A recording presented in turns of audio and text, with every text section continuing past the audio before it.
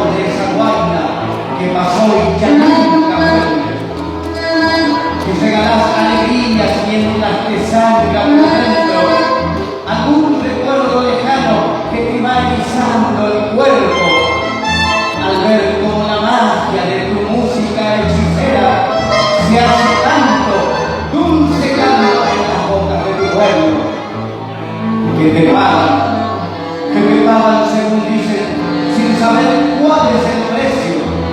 de cortar con la esperanza y sentimientos ajenos,